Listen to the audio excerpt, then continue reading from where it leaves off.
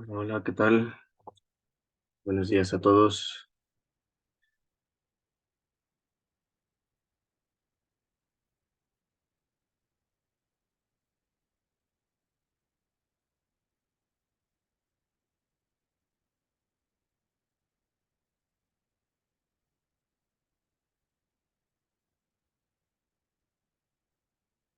Buenos días, buenos días.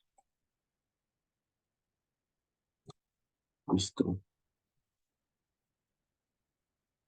Bueno, justo vamos comenzando con con la sesión que dejamos el martes pasado. Nos habíamos quedado por aquí platicando acerca de las propiedades, ¿cierto? Bueno, de los sistemas de los vehículos. Ok, una vez ya hablando de los sistemas y de cuáles son los objetivos, qué es lo que hace cada uno de esos sistemas, es momento de que platiquemos acerca de los materiales que van a interactuar y cuáles son los materiales necesarios para esos sistemas, ¿no? Eh, pues hay una gran cantidad de materiales que se requieren para diferentes usos, ya sean ornamentales, que sean únicamente para la visibilidad, que tengan un aspecto agradable a la vista, o hay materiales que son meramente funcionales, dependiendo del uso que se les vaya dando a cada uno de ellos, ¿no? Eh, Dentro de estos materiales, pues podemos ver por aquí algunos de ellos. Eh, un auto despiezado, sabemos que en cuestión de un vehículo de combustión tiene miles de piezas que se involucran entre ellas y es un poco más sensible el tema de los materiales que se utilizan para su composición, ya que al estar expuestos a un ambiente un poco más rudo, o bueno, a temperaturas más altas por el tema del motor de combustión, tienen que ser resistentes a distintos tipos de químicos, a distintas temperaturas, etcétera, etcétera. Eh, Sin embargo, es un poco más sencillo la selección de materiales en cuestión de los vehículos eléctricos, ya que una vez, obviamente considerando los sistemas en general ya como un paquete, llámese las baterías o los motores, eh, dentro de esos mismos ya no necesitamos explorar entre muchos materiales, ya que no se necesitan demasiadas propiedades extrañas o demasiado tratamiento térmico como lo es en los motores. Pero bueno, esas son pequeñas consideraciones que nosotros tenemos que tener un poquito antes de profundizar en este tema, ¿vale? Buen día a todos los que se van uniendo. Decimos 47 por ahí. Este, bueno, de la manera en la que lo vamos a tratar ahorita más o menos rápido, vamos a dividirlo en dos partes, los materiales. Uno de ellos son los polímeros, que justamente son materiales que tienen alta maleabilidad, se pueden moldear, vaya, plásticos de todo tipo, que nos van a ayudar a crear piezas que tengan suficiente resistencia, pero que también se puedan replicar sin mucho problema. De este tipo de diseños o para este tipo de materiales y de componentes que son plásticos, por lo general se encargan otros proveedores. Muy rara vez es la que las marcas o sí, como tal, las marcas o las fábricas principales se dedican a crear este tipo de componentes, porque como tal son fáciles de manufacturar y sale a veces un poco más barato el hecho de conseguirlos o de comprarlos a un externo que crear toda una fábrica para ello. Entre todos estos materiales de polímeros consideramos ahorita seis, parece que en la siguiente diapositiva van a haber otros tres. Entre ellos está la poliamida, que esa poliamida la podemos encontrar en componentes como los parachoques, cuando son los parachoques de plástico. Recordemos que últimamente los parachoques de los autos ya muy rara vez son los de metal o de alguna aleación, a veces de aluminio, pero en su mayoría son plásticos o incluso en cubiertas o en algunos ductos internos del motor, ¿no? O bueno, del sistema de admisión.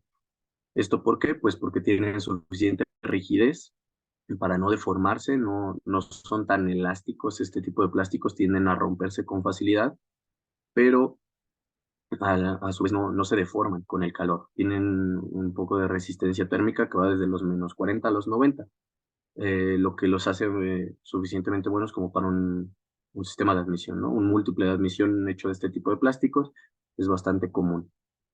Y a su vez tiene una propiedad muy particular que es autoextinguible. En el momento en el que se prende, si uno le deja de aplicar ese fuego o esa combustión, se apaga solito. No tiene la necesidad de usar un extintor o algo así, a menos que sean casos ya muy extremos. Tenemos por otro lado el tema de los plásticos ABS, que son acrilonitrilo butadieno estireno. Suena medio raro, pero todo el mundo lo conoce como plástico ABS. Eh, este tipo de plástico se utiliza a veces para piezas medianamente estructurales, no es muy común encontrarlo en piezas ornamentales como cubiertas, tapas o eso, sino como piezas ya más técnicas que requieren cierta dureza, que no se deforme tanto. Pero, por ejemplo, en este tipo de broches de seguridad, se, se utilizan porque tiene cierta elasticidad, o sea, tiene cierta deformación plástica. Entonces, al momento de que se llega a utilizar, puede tender a doblarse sin tanto problema. No es particularmente rígido como la poliamida. En este caso, el plástico ABS sí puede malearse, sí puede doblarse sin tender a romperse, cosa distinta al otro material. Otra de las bondades que tiene el plástico ABS en todo esto es que puede ser maquinado o puedes atornillar directamente en él. No necesitas ponerle algún tipo de remache especial ni nada, simplemente lo puedes atornillar en él. Ok. Son algunos de los plásticos más utilizados en la industria automotriz. Otro de ellos que vemos muy comúnmente es el policarbonato transparente o el policarbonato tintado, que lo podemos ver principalmente en los faros. En algunos objetos translúcidos, sistema de luces o cualquier cosa, vamos a encontrar ahí plásticos como el policarbonato, justamente por esa cuestión, ¿no? Que pueden transmitir la luz sin mayor problema. Y de igual forma, en algunos vehículos de competencia, vehículos recreativos, entre otras cosas, se suele usar el policarbonato como parabrisas o como los cristales laterales, en lugar de meter vidrio templado o cualquier otro tipo de material. Se utiliza este policarbonato. ¿Por qué? Porque puede ser moldeable y porque a su vez también es bastante flexible. Es un plástico no rígido que pues, se puede deformar sin problema, tiene bastante deformación elástica, entonces eso le va a permitir otro grado de seguridad al momento de los vehículos pues, recreativos o de competencia. Cuando se han fijado en algunas carreras o cualquier tipo de competencia que vean del mundo motor, se van a dar cuenta que cuando chocan los autos no se rompen los parabrisas. ¿Han visto los de rally o han visto algún otro tipo de autos de competencia, como los de TM o los de Fórmula? No, ay, se me fue. Los de Le Mans, los de WC, todos esos cuando impactan no tienden a romper parabrisas, no tienden a romper nada, justamente porque están hechos de este tipo de material, que sus bondades son esas. Aparte de que son muy transparentes y se pueden eh, considerar maleables. ¿Ok? Vale. Por otro lado, acá tenemos otros tres plásticos, que estos suelen utilizarse un poco más en otro tipo de sistemas, como lo son el poliuretano. El poliuretano es un material bastante usado en la industria automotriz en diferentes partes y tiene diferentes configuraciones. Aquí lo podemos ver. Esta espuma de poliuretano, es como espumita, suele ser muy suave, no tiende a deformarse, es como una esponja, pues. Literalmente las esponjas están hechas de eso. ¿Dónde lo podemos encontrar este tipo de plástico de poliuretano? En recubrimientos de los asientos, lo que hace que esté acolchonadito todo, eh, va a tener ahí esa espuma de poliuretano. También en algunos aislantes puede funcionar como aislante térmico y también como aislante sonoro. En algunos carros, no sé si en los nuevos, la verdad no he revisado mucho, pero en el piso de los vehículos, para no transmitir esas vibraciones que normalmente tiene la carrocería o el chasis, se pone una pequeña placa un poco delgada de este tipo de espuma de poliuretano. Es como una planchita de espuma de poliuretano, justamente para reducir el ruido y las vibraciones en ese caso de la espuma. Por otro lado, el poliuretano de alta densidad, que es otro tratamiento completamente diferente, se suele utilizar en bujes. Estos bujes es más o menos con la misma finalidad de reducir las vibraciones, de reducir el movimiento que se transmite entre un sistema y otro, por ejemplo, el motor donde se colocan los soportes del motor, normalmente tiene bujes. En las suspensiones normalmente tienen bujes, justamente para reducir esas vibraciones y esa fricción que se podría generar. No es lo mismo tener un anclaje completamente metálico que está sujeto a corrosión, a desgaste por fricción, entre otras cosas, a tener una unión con poliuretano, ¿no? Una unión con poliuretano te va a permitir un poco más de flexibilidad, es un poco deformable, entonces tiene bastantes propiedades muy interesantes el poliuretano y puede tener bastantes aplicaciones, incluso para sellos, incluso para eh, O-rings y todo ese tipo de cosas también se puede utilizar. En cuestión tenemos por aquí otro material, el poliestireno. El poliestireno, pues técnicamente es como unicel, es prácticamente el unicel, pero depende también, existen diferentes densidades. Eh, Hay poliestireno bastante como esponjoso, no tan denso, y ese lo utilizan regularmente como relleno para piezas, justamente para que si nuestro plástico de nuestro objeto, nuestra pieza principal, es un plástico bastante delgado, es un plástico como podemos poner acá una poliamida o algo así, en alguna moldura que tengamos exterior o que esté sujeta a algún esfuerzo, ya sea una carga aerodinámica o cualquier cosa, se puede rellenar con poliestireno, justamente para que esa deformación no sea tan drástica y para que no se mantenga esa deformación plástica, sino que se mantenga en el espectro elástico de esa deformación, ¿no? Que únicamente se deforme, pero que vuelva a su posición original. Otro de los usos del poliestireno es que hay poliestireno de alta densidad. Si se dan cuenta, no sé si han visto por ahí algunas defensas que suelen tener los vehículos de hoy en día, como los Jetas, me parece, algunos Golfs y cosas así. De- por lo regular he visto más Volkswagen que otras cosas, eh, con defensas como de poliestireno de alta densidad. Es técnicamente un unicel gordo, pero más duro de lo normal, es más denso de lo normal. Entonces también se puede utilizar como atenuador de impacto. En lugar de colocar una defensa, un alma de acero que esté con una geometría específica para deformarse, lo que hacen a veces es colocar este tipo de placas o de moldes de poliestireno para poder mitigar esa deformación, para que el impacto se reciba. Y es como tener una esponja, un papel burbuja rodeando nuestro vehículo, o como si nosotros nos arrolláramos en un papel burbuja y nos tiráramos por algún lado. Eh, sí nos va a proteger de cierta forma, pero obviamente lo ideal es que se meta la cuestión de diseño. Ya es un poquito más controlable tener las geometrías y las deformaciones de los metales son más confiables que las deformaciones de este tipo de plásticos. Por eso en los vehículos de alta gama ya no se utilizan este tipo de defensas, sino que ya se utilizan las defensas con un alma de acero, que es tiene un diseño deformable. ¿Ok? Vale.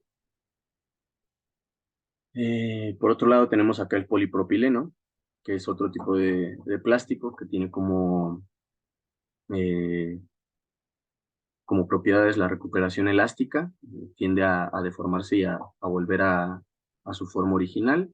Es bastante resistente a la temperatura. Me parece que este llega a más de los 100 grados centígrados y lo podemos encontrar al igual que en la poliamida en algunas molduras, en los tableros, entre otros tipo de componentes un poco ornamentales. ¿Por qué? Porque este plástico, al igual que la mayoría, es bastante fácil de termoformar, se puede utilizar también como moldeo por inyección. Hay distintos procesos que pueden someterse con el polipropileno y es bastante maleable a nivel industrial. Y añadido a eso, es uno de los más utilizados, el polipropileno para un montón de aplicaciones.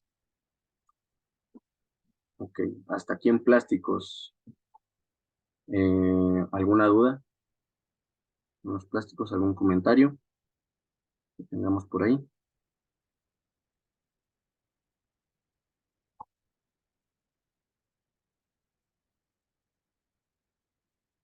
El más usado, los plásticos más usados. Como les digo, de hecho aquí viene, no sé si lo pueda, creo que sí lo puedo hacer.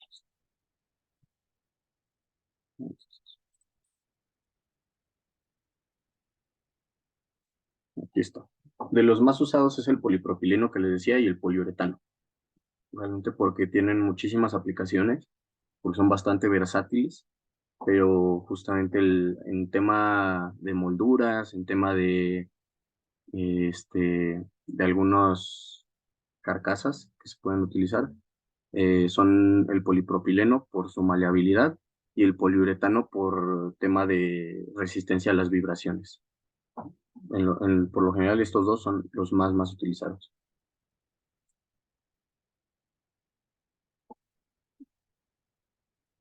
El ABS justamente es lo que les mencionaba, se utiliza más para piezas que están sometidas a corrosión, por las que pasan fluidos. Por aquí ya habíamos hablado del acá atrás. Entonces, es bastante utilizado más por el tema de que se puede maquinar o se puede incluso atornillar en él. Entonces, para cuestiones estructurales o incluso para algunos engranajes o cualquier cosa que no esté sujeto a muchísima fuerza, muchísima tensión, se puede utilizar el ABS. Es muy bueno el plástico.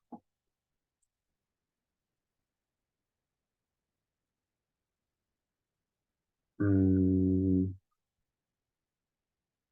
lo mismo termoestable que termodeformable. Mm, no, termoformable es un proceso. La termoformación es cuando se calienta una plancha como una capa de plástico, como si fuera una hoja, se calienta y mediante succión o mediante vacío se imprime sobre una superficie que tiene el relieve de la pieza que nosotros queremos formar. Termoestable se refiere un poco más a una propiedad de los plásticos, que se refiere a que en un cierto rango de temperaturas no cambian sus propiedades físicas. Digamos, como les decía, el polipropileno de 0 grados a 100 grados suele comportarse de una manera termoestable, o sea, no hay ningún problema. Sin embargo, por ejemplo, estos de acá, la poliamida, entre una temperatura de -40 a una temperatura de 90 grados, suele ser comportarse de una manera muy estable. Pero, por ejemplo, si al polipropileno, que era desde 0 a 100 grados centígrados, lo enfriamos demasiado, lo congelamos, tiende a volverse más quebradizo. Entonces, eso es a lo que se refiere. Hay un rango de temperaturas en el cual se vuelve bastante dócil, se comporta de una manera predictible, y hay un rango de temperaturas donde empieza a fallar o a deformarse de una manera distinta.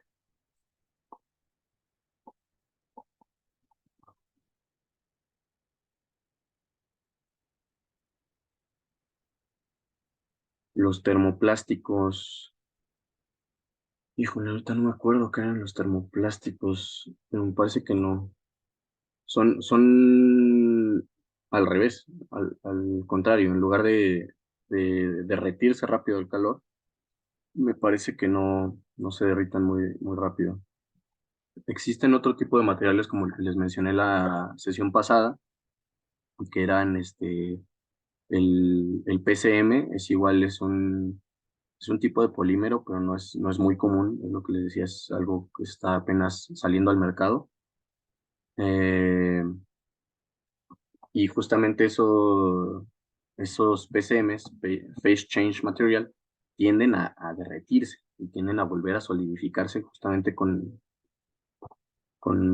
funciones más de conservar la temperatura de un objeto, de un material. Exactamente, sí. Los termoplásticos son los que se pueden moldear más de una vez. Ya nos respondió por ahí Julián. Gracias. Vale. ¿Algún otro tema con los plásticos? ¿Alguna otra duda? ¿Algún otro?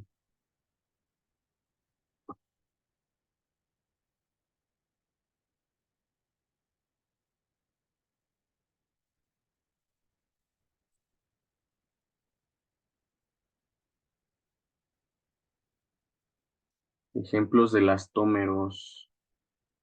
A ver, déjenme. Vamos a ver. Elastómeros en automotriz.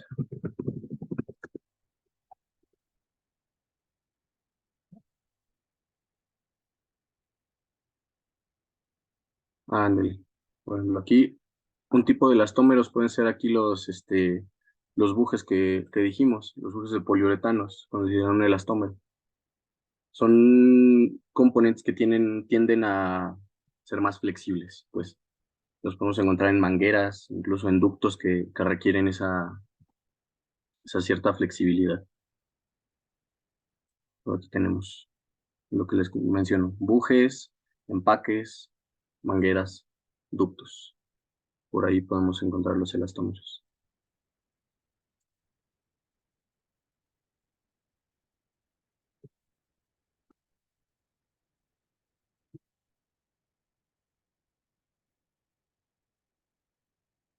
Bien, bien, bien. Ok, muy bien, muy bien. Bueno, vámonos ahorita con el tema de los metales. Vamos a checar primero algunas de las propiedades físicas que tienen los metales. En general, la mayoría de metales se pueden considerar con este tipo de propiedades. Comentan por acá. Una ficha técnica a la hora de escoger materiales. Pues justamente el uso que se les va a dar o en qué ambiente van a estar sometidos.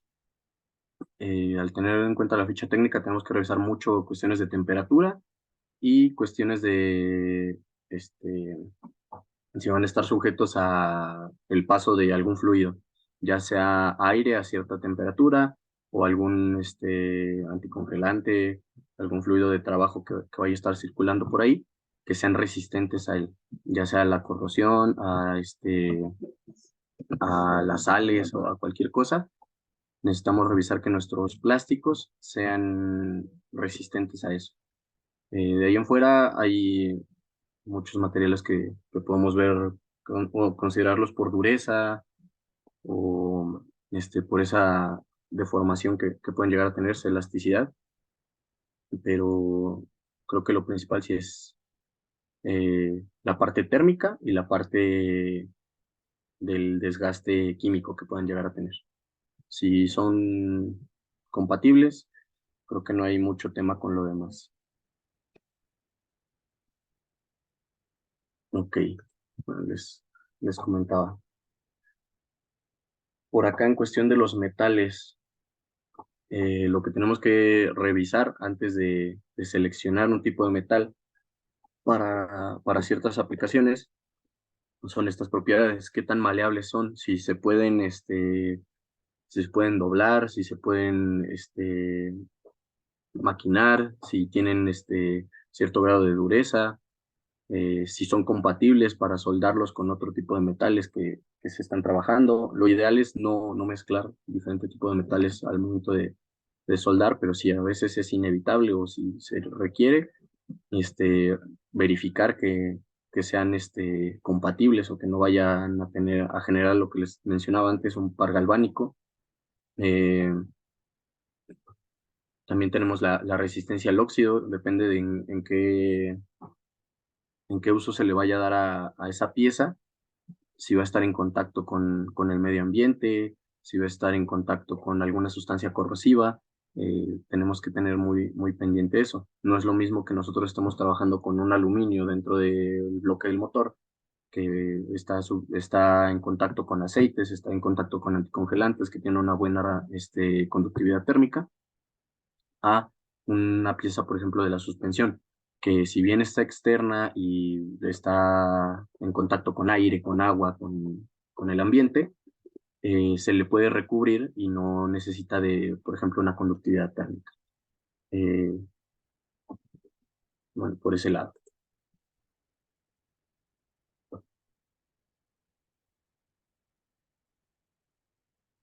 Bases de datos, por lo general, eh, todas las librerías o los motores de simulación ya cuentan con una base de datos bastante amplia donde podemos revisar todas esas propiedades ya específicas que mencionan ahí, el módulo de Poisson, el de elasticidad, la densidad, etcétera, etcétera.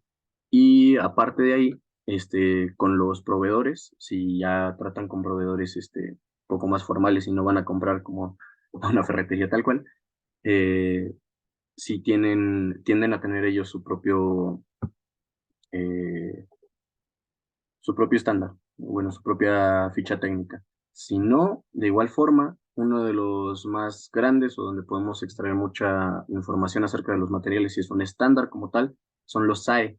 Eh, Ahorita vamos a platicar un poquito de eso, terminando esta de metales.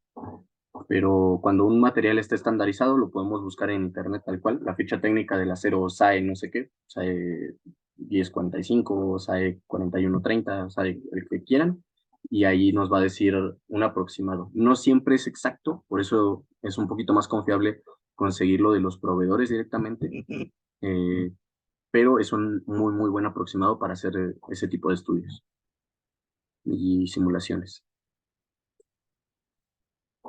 Ok. Como les mencionaba, aquí están algunas de las propiedades de los metales. Justamente la aleabilidad, por ejemplo, es algo que hay que tomar en cuenta cuando se trata con metales de fundición o con algunos, sí, más que nada metales de fundición. Para darle ciertas propiedades extra, hay que crear ese tipo de aleaciones. Ya eso metiéndonos en ciencia de materiales un poquito más.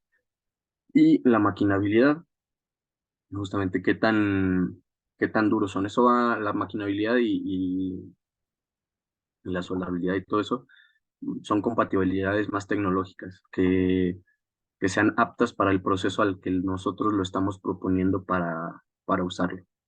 Eh, por ejemplo, esto tiene que ver mucho, por ejemplo, con la dureza del material. Si tenemos un material excesivamente duro, como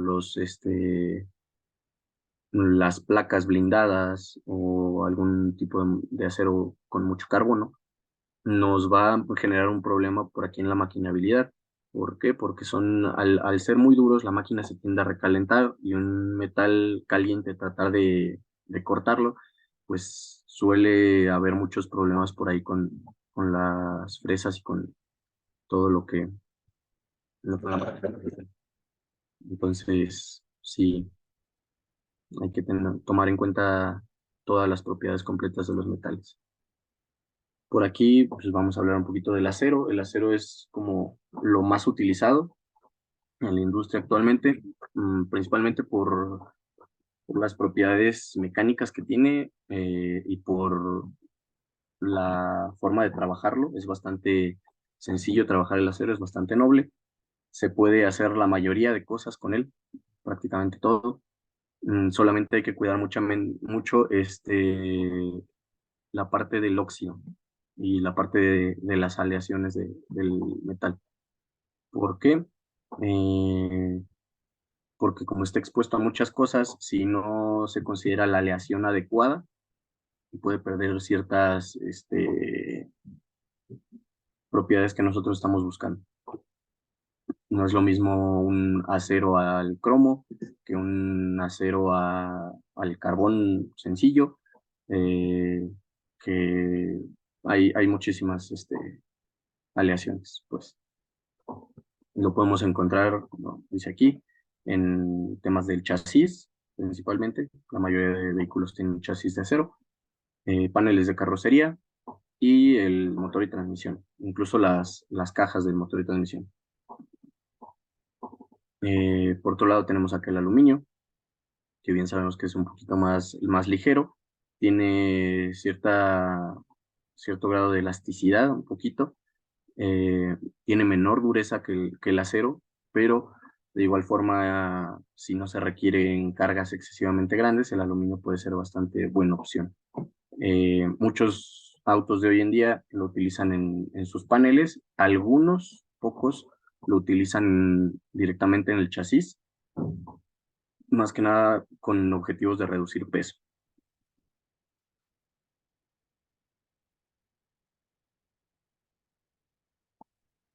Tenemos aleaciones de magnesio. Este tipo de aleaciones suelen tener bastantes propiedades térmicas, tienen una mayor conductividad y también son más ligeros. Esto lo podemos encontrar en algunos rines o en algunos componentes internos del motor, que, que son justamente para que favorezca esta conductividad térmica entre el fluido y el bloque. El bloque en general no suele ser de magnesio. Hay bloques de aluminio, de acero, un poco más, pero sí, más que nada con ese tipo de propiedades. Y por otro lado tenemos aquí la fibra de carbono, que es un material relativamente nuevo a comparación de los demás, que se está utilizando cada vez más en la industria, no, no en la industria a nivel como tan globalizada, sino que un poco más específica para los vehículos deportivos o para las competencias, ya que es un material costoso, es un material difícil de trabajar y no es tan sencillo fabricar las piezas de fibra de carbono en masa, ya que el mismo proceso que se necesita para trabajar la fibra de carbono es un poco complicado. No es que se puedan fabricar así en serie muchísimas piezas, ya que se necesitan los tiempos este, de curado, la forma en la que se colocan las fibras, la estética que le puede llegar a dar. eh, sí es un material bastante complejo de utilizar. Pero en contraparte, para las competencias o para ciertos usos ya más específicos, suele ser un material muy ligero y muy resistente. Este tipo de materiales son utilizados en casi todas las competencias, ya sea desde las partes del chasis, eh, las partes meramente estructurales y partes aerodinámicas que tengan que estar sujetas a carga del viento, por ejemplo. También está muy explotado la fibra de carbono.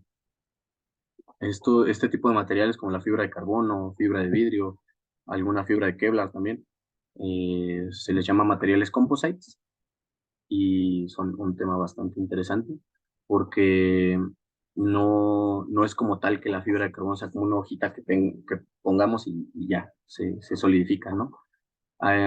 Viene acompañada de resina y en muchos casos que se utiliza la fibra de carbono para fines estructurales, eh, se hace como un sándwich, literal.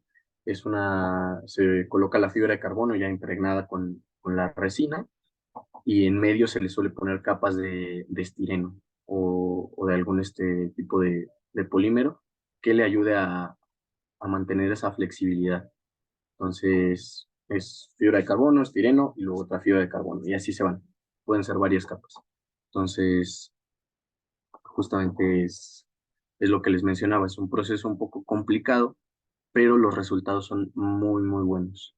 Si ustedes toman por ejemplo, aquí tenemos un rin de fibra de carbono contra un rin de magnesio y un rin de acero, el rin de acero apenas lo van a poder cargar y el de fibra de carbono con un dedo lo pueden levantar casi. Entonces, sí son diferencias muy, muy grandes, pero también son diferencias muy grandes en el proceso y más que nada en costos. Los costos de la fibra de carbono son bastante elevados. Ok, ¿alguna duda aquí con este tema?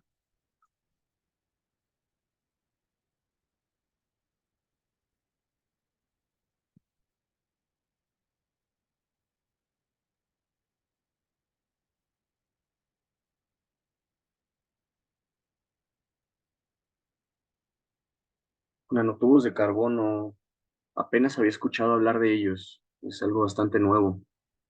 Eh, según vi, algunas aplicaciones están tratando para temas estructurales, pero no he escuchado más. Así, de nanotubos de carbono, poco. Igual aquí podemos incluir cuestiones de grafeno, eh, que es un material bastante nuevo que se está utilizando y apenas se están terminando de descubrir las propiedades que tiene para todo. Se puede utilizar incluso como, como un aditivo estructural para las resinas, hasta sus propiedades eléctricas suele tener.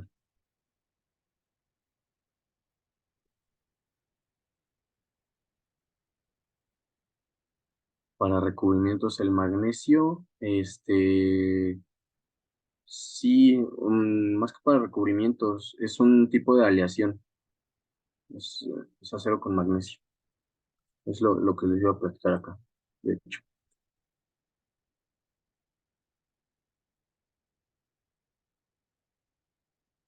Material demasiado versátil, pero difícil tratamiento y elaboración.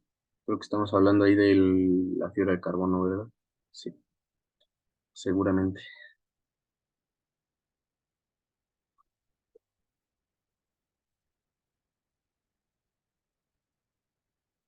Mm, Eso es un chasis de acero, puede hacerse de aluminio. Los go-kart por lo general no están muy sujetos a fuerzas extremas. Realmente los go-karts son maquinaria bastante ligera, son ligeros. Yo creo que el mayor peso que se le carga al go-kart es el de uno mismo. Entonces suelen hacerse de aluminio. El tema con el aluminio es que no es tan fácil soldar. Hay gente como ya más especializada en soldar aluminio, pero a diferencia del acero, sí tiene sus diferencias puntuales. Suele ser bastante utilizado, de hecho, el aluminio antes las bicicletas eran de acero, después ya empezaron a surgir las bicicletas de aluminio y suelen ser incluso más confiables. Entonces, el aluminio es muy buena opción para ese tipo de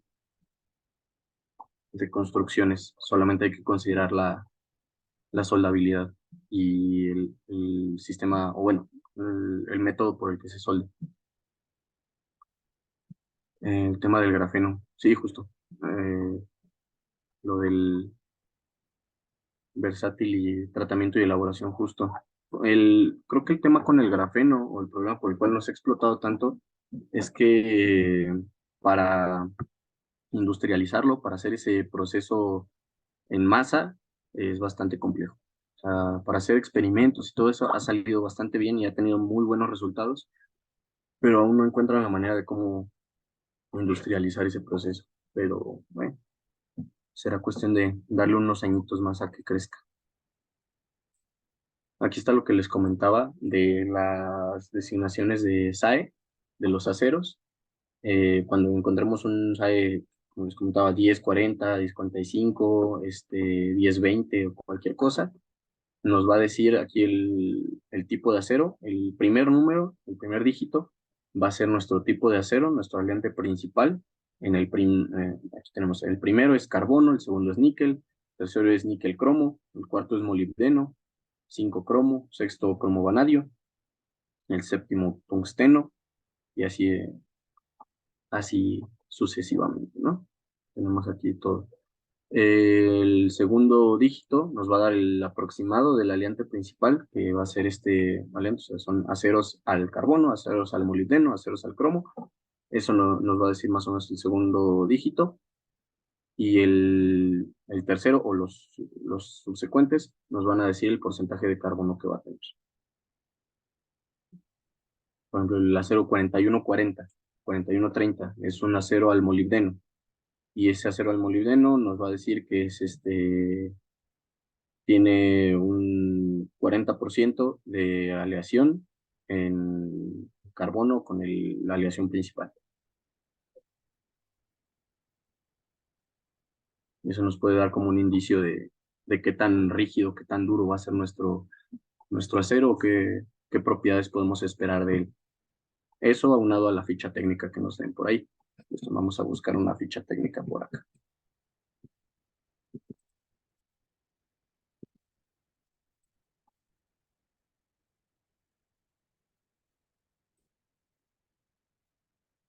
Cero diez cuarenta y cinco.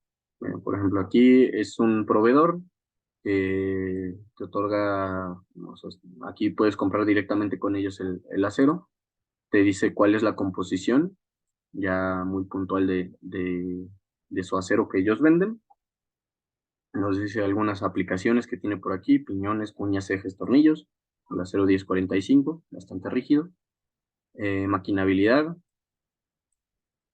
aquí nos da una referencia, el 1212 como 100%, que es uno de los aceros más suaves, si se puede decir. Mm, no es muy fácil de soldar, se debe precalentar las piezas para soldar para evitar posibles agrietamientos.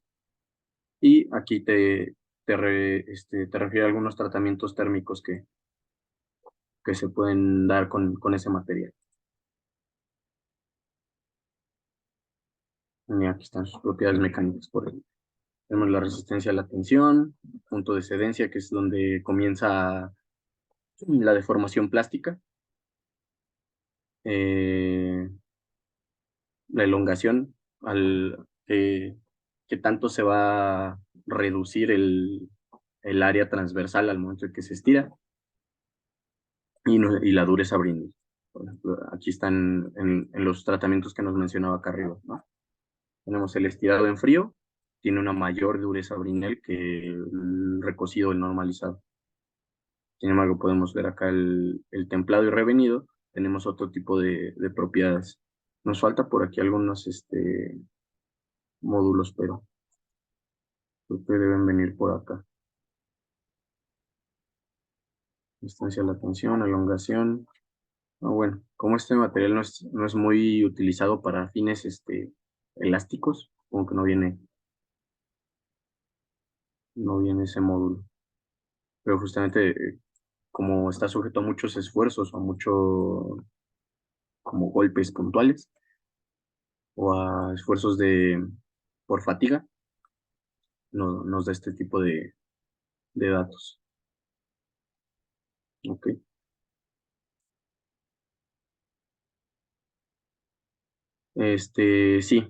Sí, se vuelve más quebradizo. Tiene mayor dureza, pero se vuelve más quebradizo el material. Es lo que les decía. A veces cuando un material no tiene mucho carbono, se puede deformar, se puede hacer como plástico, como si fuera una masilla, pero a mayor porcentaje de carbono suelen volverse más duros, más rígidos y se pueden tronar más fácil. Eso también lo puede favorecer el templado, justamente. El templado puede favorecer esas propiedades, pero va un poquito más enfocado a otro lado. Ok. Bueno, eso es por parte de los materiales como principales que, que nos vamos a encontrar en este mundo automotriz. Ok. Por otro lado, ya les había comentado el tema de las normas, de las normativas, que tenemos ciertas normativas que van a ser ambientales, ciertas normativas que van a ser de eficiencia, y algunas otras que vamos a tratar con temas de seguridad, temas de procesos de manufactura, etcétera, etcétera, ¿no? Esto, pues, tenemos distintos organismos internacionales y nacionales que nos van a definir cuál va a ser el tema con etapas de diseño, con etapas de pruebas y de validación de nuestro vehículo. Incluso hay unas que son sistemas de evaluación, como el NHTSA, que es de Estados Unidos, es National Highway Transport Safety Association, algo así se llama, creo, medio raro. Eh, También entran aquí los NCAP, Latin NCAP, Euro NCAP, todos esos también verifican este tipo de situaciones. Al igual que el SAE, ASTM, son normativas internacionales o, o regulaciones que nos van a dar como procesos. Y pues por aquí les dejo algunas de ellas, ¿vale? Tenemos que la ISO 9001, esta la vamos a encontrar en muchos lados, en muchas industrias. Es un estándar de calidad que se busca. De hecho, muchas empresas pagan bastante dinero por certificarse con la ISO 9001 o con la 50001, que tienen que ver mucho con calidad y con procesos industriales. Entonces, eso nos va a determinar mucho como el estándar de nuestro proceso, ¿no? Si tenemos certificado esas normativas, nos va a decir que nuestros materiales o que todos los componentes que estemos fabricando ahí van a tener cierto estándar, van a tener la misma calidad entre unos y otros. No va a variar tanto entre un lote y otro, por así decirlo. Am, la 26262 nos va a hablar un poco acerca de la seguridad de vehículos en calle. Son los lineamientos de escenarios críticos y fallas de sistemas. Si requieren verificar las cargas a las que son sometidas, el tipo de esfuerzos que se les van a hacer las pruebas, algunos componentes que tengan que estar forzosamente dentro del vehículo, los vamos a encontrar por acá en la ISO 26262. Esa, y para que les den una revisada. Pues son libros un poquito extensitos, pero bastante interesantes. Eh, la 14001 regula las emisiones de contaminantes en el proceso de fabricación del vehículo. Como les comento, muchas de estas están enfocadas a la industria como tal. Esto se tiene que verificar principalmente si se busca sacar a producción en masa algún vehículo. Si se busca poder matricularlo, ya sea aquí en México o en cualquier otro lado, es muy bueno verificar este tipo de normas. En México son muy ligeros, la verdad, las normas mexicanas, estas normas que les pongo por acá, son normas muy sencillas, muy fáciles de entender y muy poco exigentes. Lo ideal para desarrollar un proyecto de calidad y que no tenga problemas al momento de si lo quieren vender, exportar o lo que sea, es guiarse con normas ya sea europeas o normas estadounidenses de la NHTSA. Esa es la principal de Estados Unidos. Pero sí, justamente son todos estos tipos de requerimientos que nos van a dar los organismos internacionales para poder matricular un vehículo o validar nuestra fábrica. Eh, Por acá tenemos la 45001, que es acerca de la seguridad en las fábricas, en los procesos y para por ejemplo, los trabajadores, que no haya un riesgo latente ahí en nuestra fábrica, que tenga los estándares de seguridad adecuados. Y por acá abajo tenemos la 068, que esa es como un poquito la más completa que tenemos aquí en México, acerca de la seguridad y de los componentes que requiere tener un vehículo antes de salir a calle y de poder ponerle una matrícula. Este, Hay muchísimas aplicaciones. Como dato curioso, también nos puede decir ahí o podemos definir qué tipo de vehículo vamos a estar desarrollando, ya sean vehículos pesados para carga, vehículos ligeros, nos va a dar una clasificación ahí y cuáles estándares tiene que estar cumpliendo.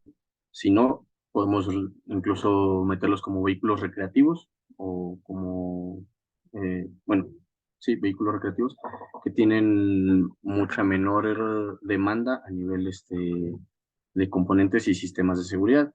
Si bien podemos verlo en las cuatrimotos, en los racers que tienen placas y todo eso, no se les exige tantos sistemas como a los vehículos de calle convencionales. Por ejemplo, no tienen bolsas de aire, no se les exigen frenos ABS, etcétera, etcétera. Entonces, todo eso viene por acá en las normas, ya sea las normas mexicanas o las normas ISO. Y, por ejemplo, les puse por aquí la 001 de normas oficiales mexicanas, que tiene que ver con tema de instalaciones eléctricas y cableado de sistemas.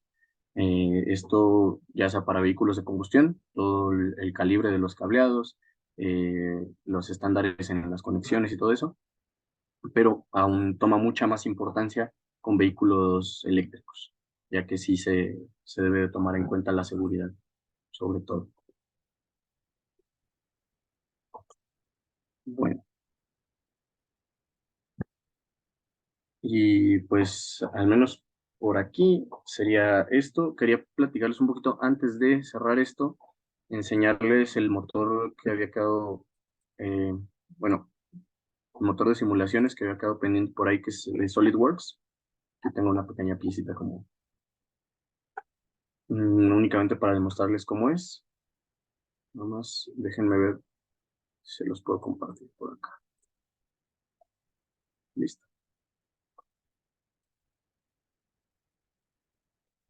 Ya se ve por ahí. Este vendría siendo nuestro motor de simulación de SolidWorks que había quedado por ahí pendiente. Esto lo encontramos por acá, en una pestaña de simulación. Dentro de esa simulación, nosotros podemos colocar diferentes tipos de estudios en piezas. Y ahorita vamos a platicar acerca de lo que les decía. Ok, ya se ve. Bueno, tenemos por aquí el tema de las simulaciones estáticas, que es de las más simples que podemos hacer. Simulaciones de frecuencia o análisis modal, era lo que les comentaba, para vigilar los armónicos de nuestra pieza. Eh, Estudios de topología, que es para reducir el material de ciertas piezas. Estudios térmicos, estudios de pandeo o de formación por fatiga, comportamientos lineales y no lineales de nuestros materiales, etcétera, etcétera. Hay muchos estudios que se pueden hacer. Esto es un poco más sencillo y es un motor no tan especializado como el que vimos la vez pasada, el ANSYS, pero también nos suele funcionar bastante bien para, para análisis rápidos. Por ejemplo, aquí vamos a darle un estático estructural. Vamos a definir por aquí cuáles van a ser nuestros puntos fijos en nuestra geometría, cuál va a ser nuestra geometría fija. Vamos a decir que estos dos puntos de por aquí van a ser los que están anclados. Simulemos que este es como un brazo de la suspensión o algo así. Estos dos brazos van a ir anclados a nuestro chasis y de este lado se va a encontrar la rueda. Ok. Entonces tenemos que, si bien esos van a ser soportes mm, con pines, no va a ser tan rígido, se puede simular de esta forma para ver cómo se comporta la carga. Entonces, lo tenemos por ahí, ya tenemos nuestras geometrías fijas. Aquí es lo que les comentaba de las librerías de materiales. Aquí está la librería de materiales de Solid. Como podemos ver aquí, tenemos muchísimos materiales. En el caso del acero, tenemos aquí una variedad de aceros bastante grande, 10-20, 10-35, 10-45, aceros inoxidables, aceros al molibdeno. Tenemos diferentes tipos de aleaciones. Por ejemplo, aquí vamos a tratar que este es, digamos, un 10-45. O bueno, 10-45 es muy... Vamos a tratar con un aluminio, ¿vale? Aquí tenemos, por ejemplo, otro tipo de aceros o de hierro, aleaciones de aceros, digo de aluminios, aquí tenemos, y hay muchos, muchos más. Podemos ver aquí. Y tenemos otra de Custom Materials, que en este tipo de librerías nosotros mismos podemos buscar nuestras fichas técnicas y nuestras especificaciones de nuestro material y podemos crearlo aquí. Aquí mismo podemos meterlo. Entonces, únicamente nos va a pedir algunas propiedades que son como las forzosas antes de poder iniciar con el análisis. Por ejemplo, aquí vamos a poner que es un 60-61. Para este análisis tenemos aquí qué es lo más importante que nosotros debemos de tener al realizar el estudio.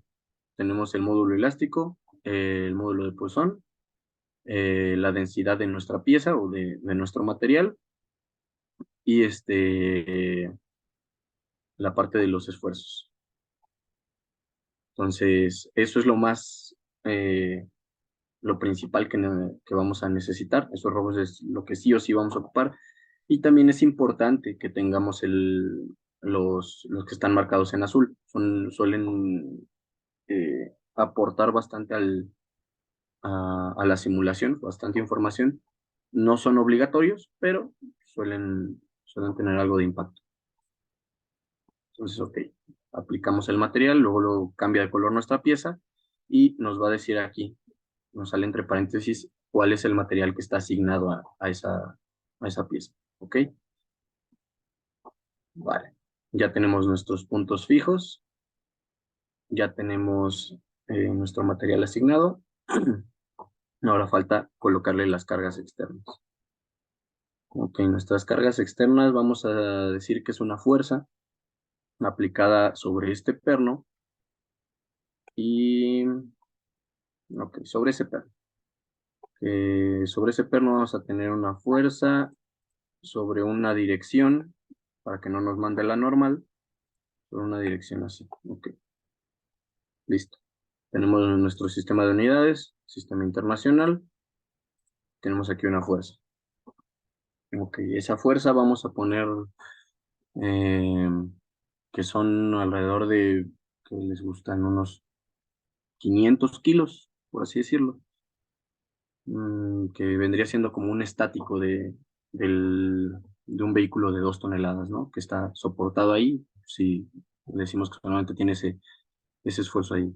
500 kilos por la gravedad, viene siendo 5.000 newton, vamos a ponerle 8.000 newton, nada más por así decirlo, por poner un ejemplo nada más.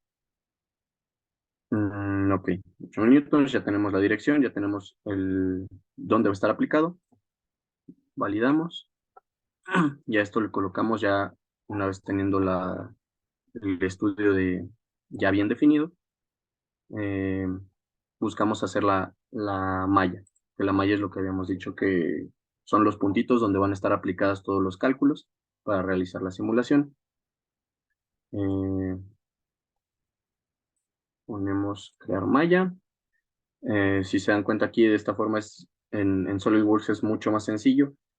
La malla podemos definirla únicamente con este tipo de densidad, no hay mayor tema. Si nos queremos meter un poquito más específicos, podemos poner ciertos puntos donde queremos que la malla se refine, pero ahorita vamos a poner eso, ¿vale?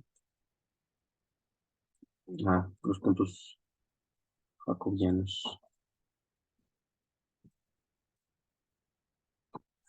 Aquí ya se creó una malla, pero ¿dónde nos importa más que nos diga cómo va a ser nuestro esfuerzo, cómo se va a distribuir nuestro esfuerzo?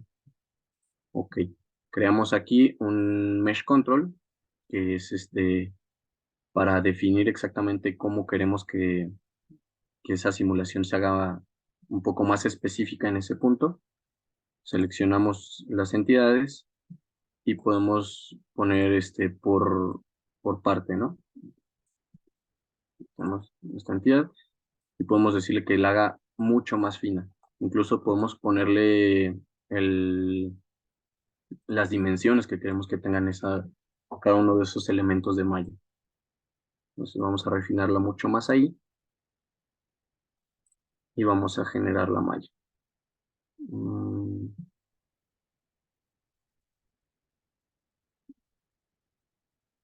Listo, crear la malla.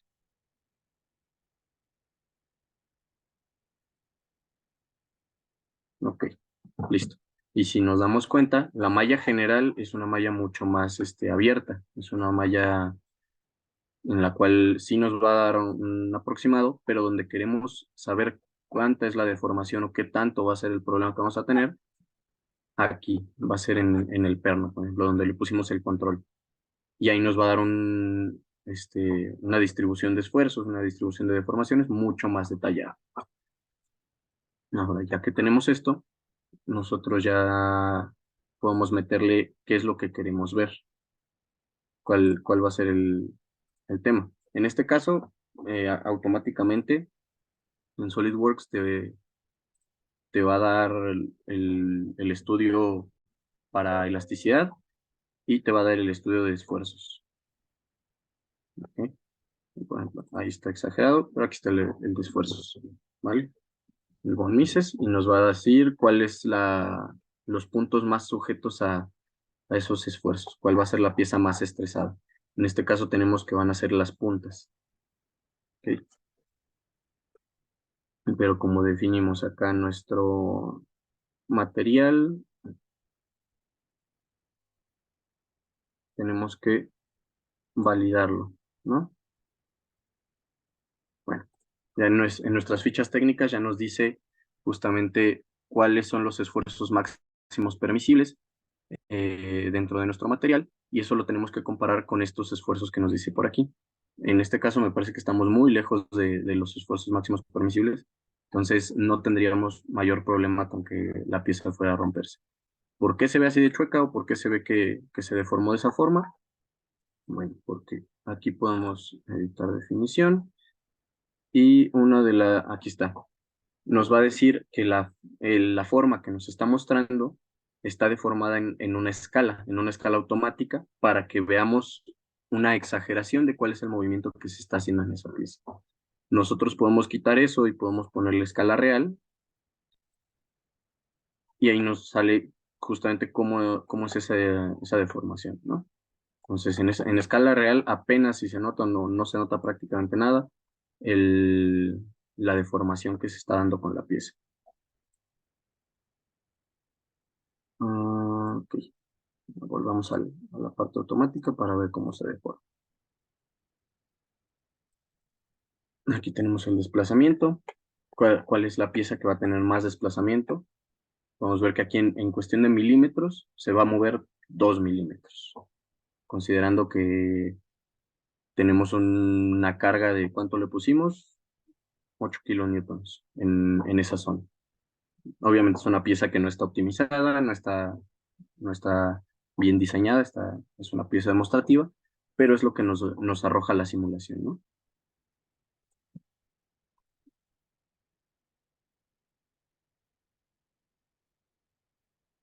Ok, una carga distribuida. Vamos a intentar. Aquí en esto mismo tenemos aquí esta.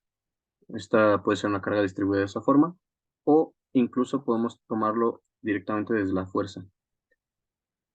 Nada más que, aquí está, una carga no uniformemente distribuida. Nos va a dar aquí como los datos de dónde queremos que esté nuestro centroide o de qué forma queremos que se distribuya. Pero sí, justamente es acá en cargas externas. Aquí vamos a tener todo, por ejemplo, una presión, en cierto caso. podemos poner igual, no uniformemente distribuida. Y le vamos a dar ahí las definiciones, o incluso lo podemos definir con una ecuación de la definición de fuerzas. Si va a ser una carga triangular, que, este, ¿cuál va a ser la ecuación que va a definir esa carga como coeficientes? Ok.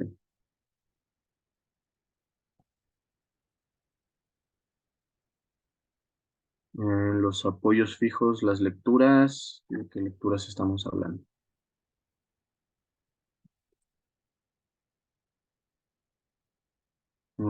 ¿Cómo sea, para fijarlo? No sé a qué se refiere exactamente.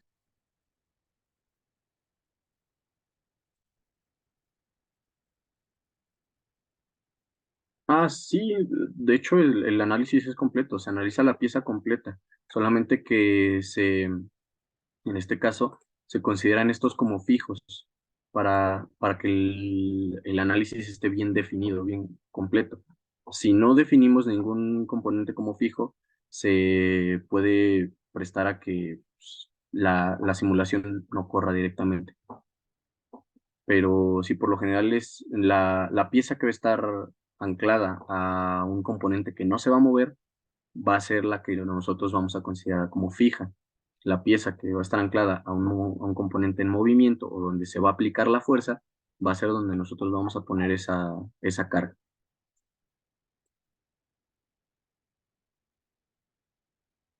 Esfuerzos principales, están, están nuestros esfuerzos principales. Y de hecho lo podemos animar para que se vea cómo se hace.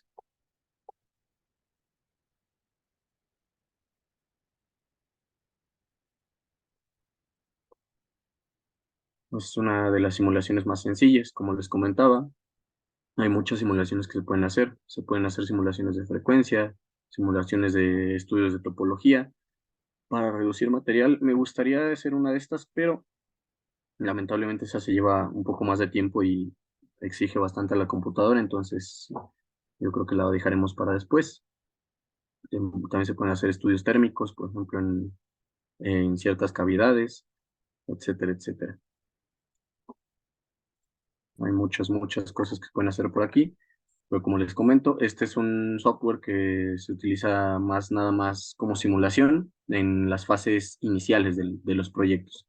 Ya cuando se requiere validar, se utilizan otro tipo de softwares más especializados.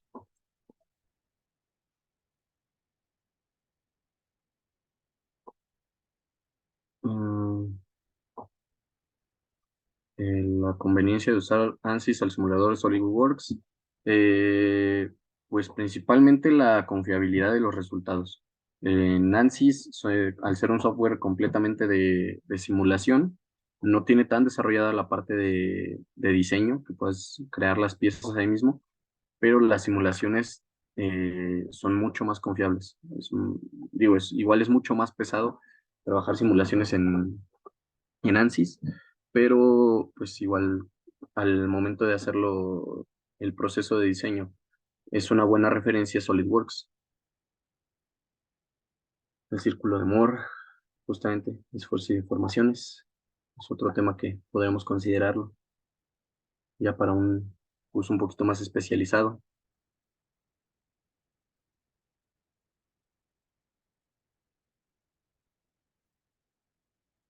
Al caer en un bache. Sí, se pueden considerar las cargas y se puede definir el esfuerzo de cualquier forma. De hecho, aquí podemos ponerlo y en lugar de que sea en esa dirección, nosotros podemos voltearla, tal cual. Le ponemos al revés y es hacia arriba.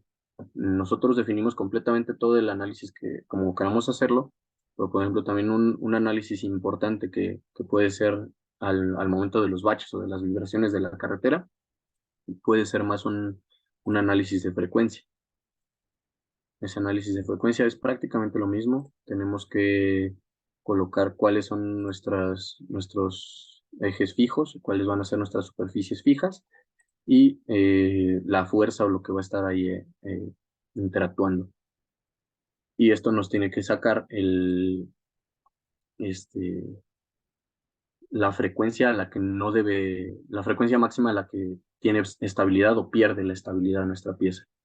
En este caso, creo que nunca había hecho simulaciones de análisis modal y de frecuencias en Solid, por lo general las hacen en ANSYS, pero así es como funciona técnicamente.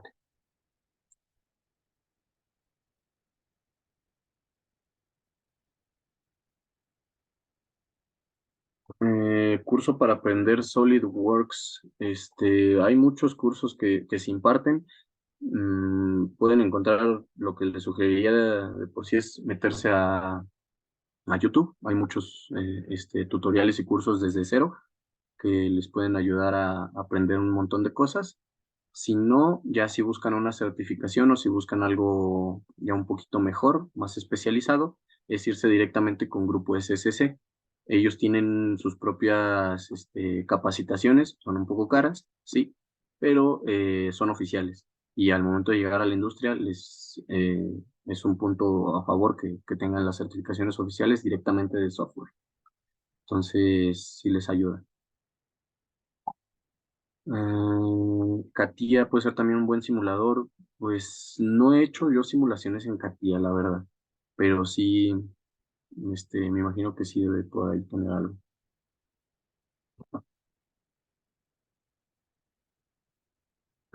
Ok, bueno, por esta parte creo que ya sería eh, todo mm, en este curso. Eh, Espero que les haya agradado, que hayan aprendido un poquito. Eh, Me dicen por acá, el más utilizado, pues de todos, los más utilizados ya se los había comentado, están SolidWorks y CATIA y NX, son los más utilizados. Pero bueno, hasta aquí me parece que llegamos. Esta es la última sesión de este curso. Les dejo por aquí mi teléfono, mi correo, y si gustan escanear por ahí en LinkedIn, por ahí me pueden encontrar. Espero hayan aprendido algo de este curso y haya parecido interesante.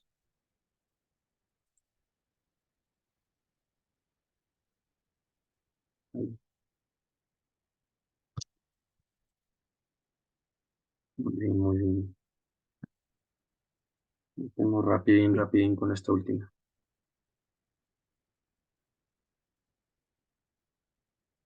Bueno, la última sesión de este pequeño cursito. Rápido.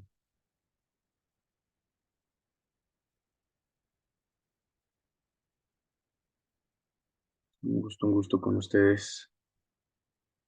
Gracias por atender a las sesiones. Igual si tienen más dudas o si gustan comunicarse por ahí, ahí les dejo mi contacto.